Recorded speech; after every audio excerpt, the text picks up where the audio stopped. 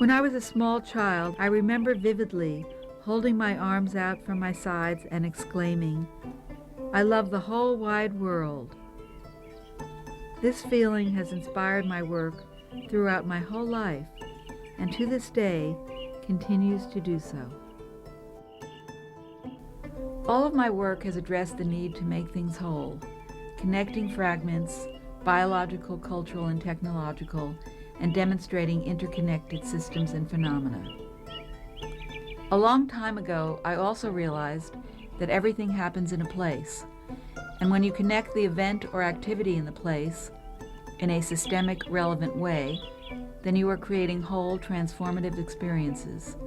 That is why in my early work, I created performances within environments. I thought of them as being environmental performance sculptures and life frames.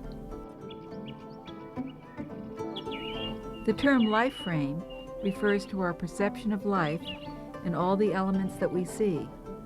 The life frame literally frames life so we can see it and experience it better.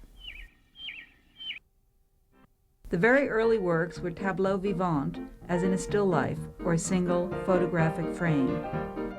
The first site was on a freeway where it crossed Market Street, and that was a 24-hour installation which attempted to show how a relatively dead space could really come to life. In the 24 hours I had palm trees and sod and a cow.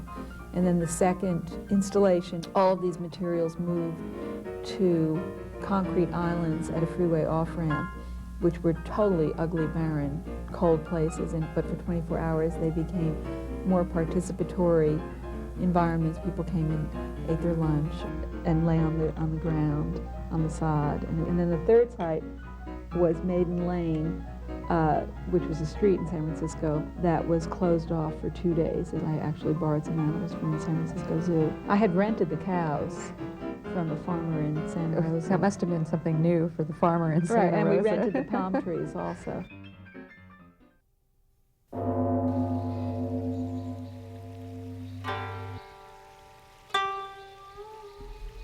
Sitting Still 1 used a found environment where a lot of water and garbage had collected adjacent to where they were building the Army Street interchange.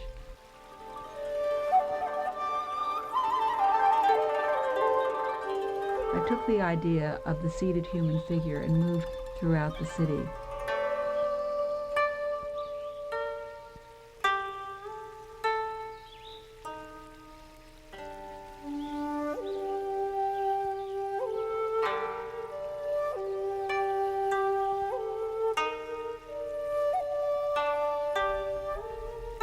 This work culminated in the public lunch. The public lunch performance was a seminal piece for me. I actually had a meal in the Lion House on a Saturday at 2 p.m. During the public feeding time, so that people came to the San Francisco Zoo Lion House to see the lions and tigers being fed. They did not expect to see a human animal being fed also. That was me. So I was in one of the cages adjacent to the lions and tigers, and I was an object on view. What was important to me was several things. One is that in the cage with me, I had a white rat, and the rat was also in a cage. So it was the idea of a cage within a cage. The tiger in the adjacent cage did some really interesting things, and that's what became very important to my thinking. I climbed a ladder to a platform. All of a sudden, the tiger next to me got up on his haunches and peered over at me and looked. But I realized that he was definitely thinking and possibly feeling, and was having all kinds of responses. And it was that fact that led me to begin working with the different species of animals and studying their behavior and their communication and their language and all the different kinds of interactions that animals will make.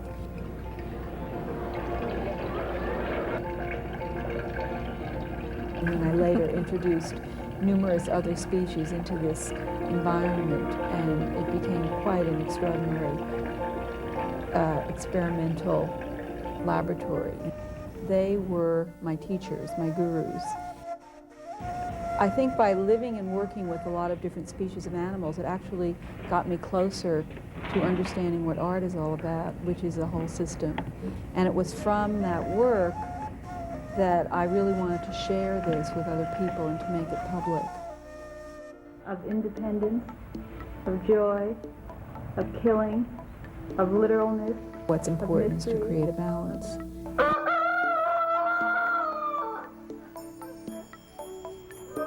And that was expressed visually through different elements of the installation.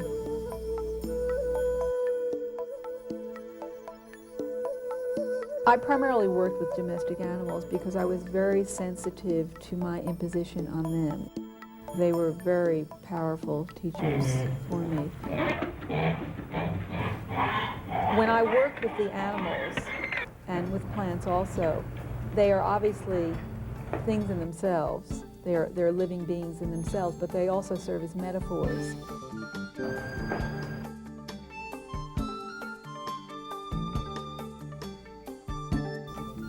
Understanding the native intelligences of these different species was a metaphor for understanding issues of racism and sexism and child abuse, and saw it directly as a way of breaking down barriers. If we could, I mean, how could we possibly ignore the importance of each other and our diversity if we began to appreciate the diversity of a chicken and a rabbit and a pig?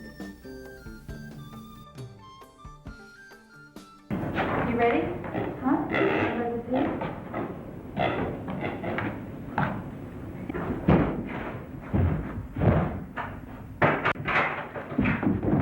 Come on, let's go. Let's go.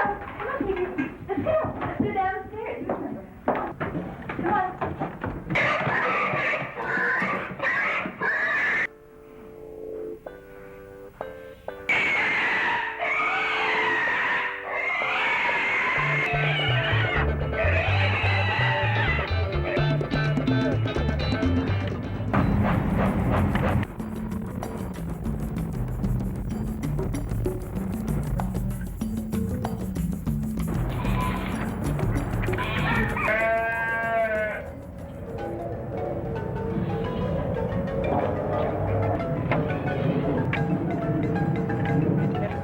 This is such a nice place.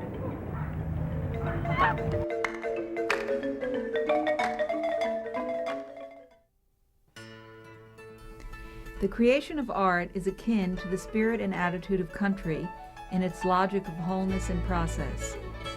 Everything found in the country is implicit in the city.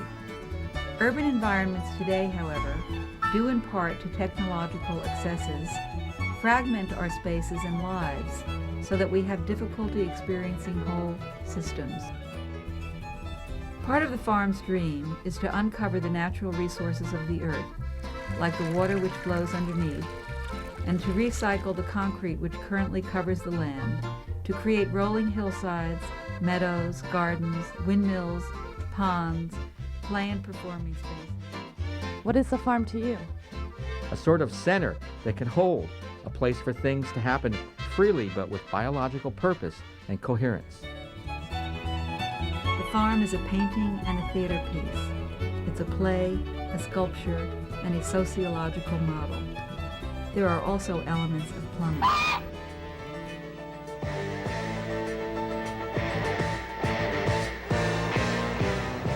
This is the Army Street Freeway interchange, just off of Highway 101, south of San Francisco. Now, when you think of a city, you think of freeways like this, lots of traffic, pollution, and concrete. But would you think of a farm in the middle of a city, beneath and on the side of a freeway? The farm is a unique and successful experiment, complete with trees, vegetables, and animals.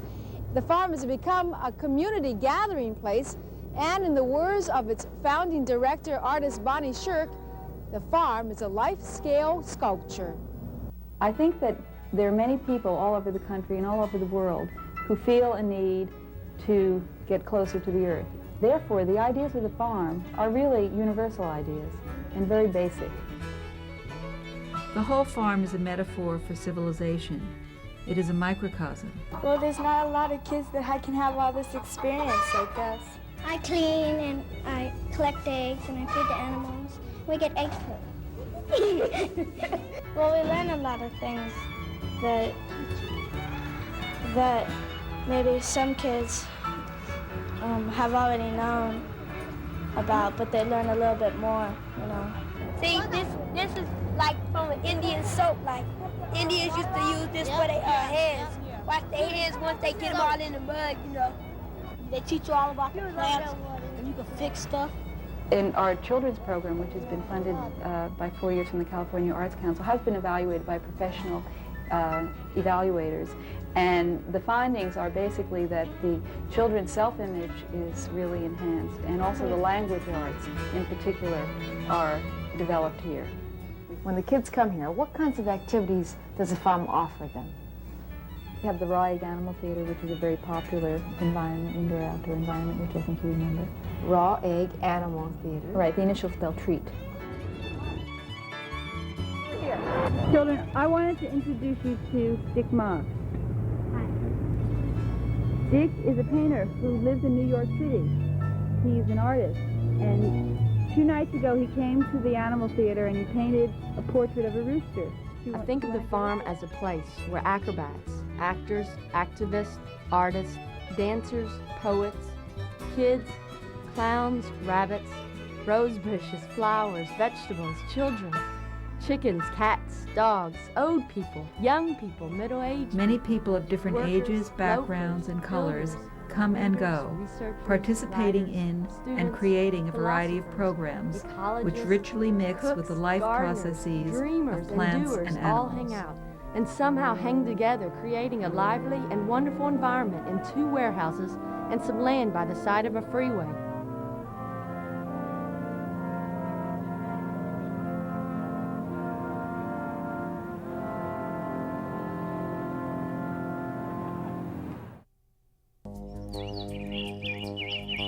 The term life frame refers to our perception of life and all the elements that we see. The life frame literally frames life so we can see it and experience it better. The term a living library is a metaphor. Everyone and everything on earth is part of a living library of diversity. People, birds, trees, air, water, and all the things we create, such as parks and gardens, and artworks and networks, and schools and curricula, and libraries, celebrations and communities. It's a vehicle for linking culture and technology as part of nature, a fundamentally important systemic idea.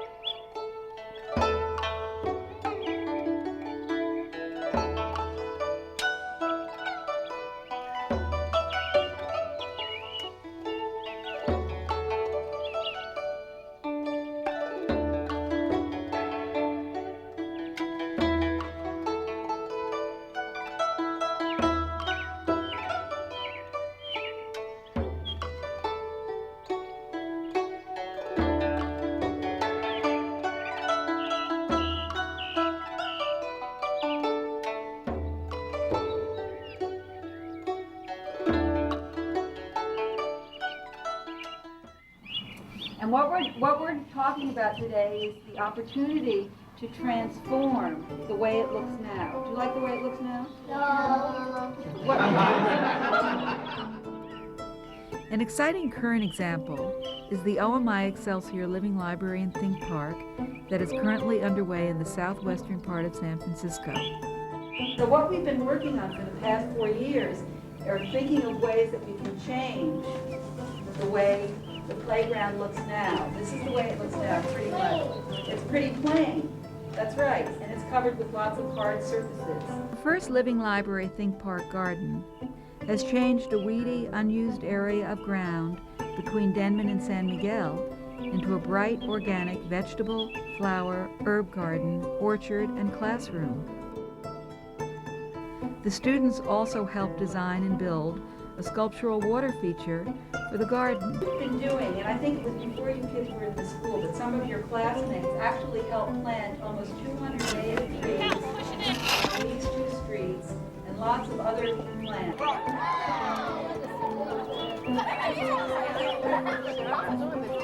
About 350 students from the three schools created living library artworks for the fences. These artworks have been and will continue to be integrated into this landscape, creating an art walk as part of our streetscape transformation.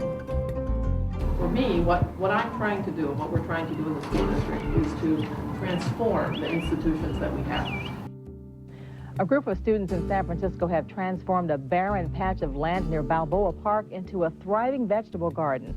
It's called the Living Library and Think Park.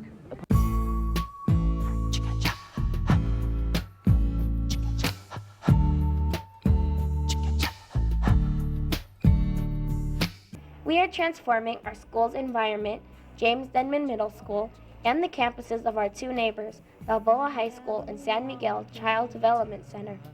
The three schools sit on an L-shaped piece of land of about 9 acres, but are currently separate campuses separated by chain link fences and locked gates. The ground is mostly concrete and asphalt. It is pretty bleak and barren. The wind blows a lot of garbage around, and in the summer sun it is very hot and uncomfortable with no shade. But because of a living library, we have learned that this land is actually part of a fertile river valley. Our master plan to link the three schools will be a hands-on learning experience for everyone involved. We got the zucchini plant from our garden, just right outside. And look at this. Can you read what that says? I can't see it. Can you read it? Can anybody read it? Lake Geneva. There was a lake right here, and we covered it over, right, with concrete. Huh? Why did we cover it over? That's a really good question. All you have to do is go outside and look, and you'll see the hill over there slopes down this way, and the hill over there slopes down this way, and the creek bed runs right in the middle, right? And now what's happening is that the basement of the high school cafeteria right here at Balboa is flooding. So this whole community is full of water. I mean, it was many arms of the Slayes Creek many years ago. It's just waiting to be tapped again. And when Bonnie was telling me this, I saw this vision of just bringing all these things together, all these elements, and creating a wonderful, dynamic communities. It wasn't but 2 generations ago when steelhead used to be in this creek. 2 generations ago. It's a great history project as well as an engineering project.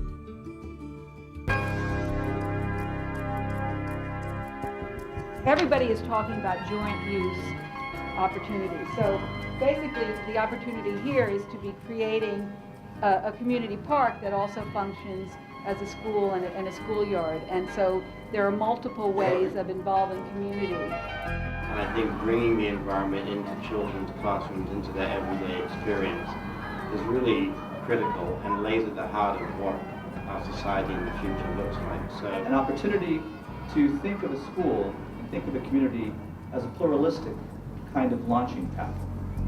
And I just think this has a lot of potential for us to link people throughout the Bay Area to their own environments, and we can use this as a model.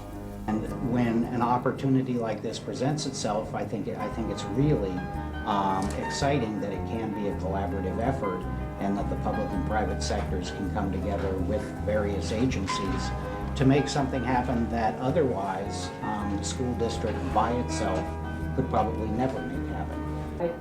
I would like to go on record as saying that the PUC is very supportive of the project, and anything that we can provide in terms of our direct services, we will bring to bear to ensure that the project would be successful. I would definitely supply the student power. And all of these resources can and should be linked so that we don't repeat ourselves and we use dollars in the most sensible way.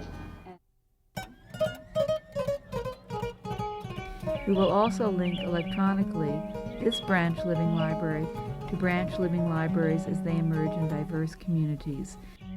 We will also be making linkages to schools in Michoacan, Mexico, where the monarch butterfly overwinters as part of its international life cycle. We're thinking of having a meadow that's going to attract the monarch butterflies, and Bob is going to tell us a little bit about that. Have you seen monarch butterflies? Well, we're helping the people in Mexico, in Michoacan, Mexico, plant trees. This project will involve the entire Bernal Heights community, and it's a wonderful way to bring the neighbors together because we are very diverse. Well, thanks guys for showing me the garden, okay? Appreciate it. Good luck to you. You'll be seeing a lot of me in the next couple of years. Well, we're going to start a program like this in Roosevelt Island, New York. When we learn all that we can about our local place and its resources, we can then extrapolate and learn about the world. And for me, a lot of this value will be in the fact that this whole process can be replicated around the world. And the more that we think about how you do it, the more complicated it becomes. When you suddenly look at something like this, it all kind of gels into place. Elements of it are so avant-garde, quite frankly, that they become simplistic in nature. You know, sometimes you look at something so far out there, you say, how can that possibly be a reality? Well, it comes off the other side of that particular curve and you say, it's simple. There were some selective pressure points in this process that perhaps we could intervene financially to move it along at a faster clip. Now more than ever, we need to create positive, healing, and practical solutions for living, learning, and sharing together. Connecting fragments and making things whole, and creating opportunities so that others may also experience this, not just with words and pictures, but through real involvement and participation. That is the heart of my work. It is in the doing that we really learn and are transformed.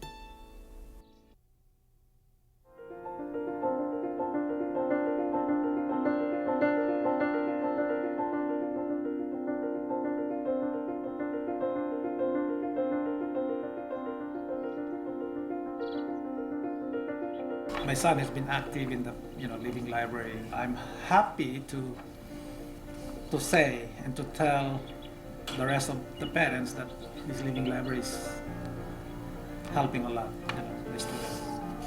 So this is one of those kind of catalytic, transformative events too that really makes sense. I have 2 young kids, and I'd want them to go to this school. And so it was a big part of the reason I chose to come here and want to stay and to help develop it.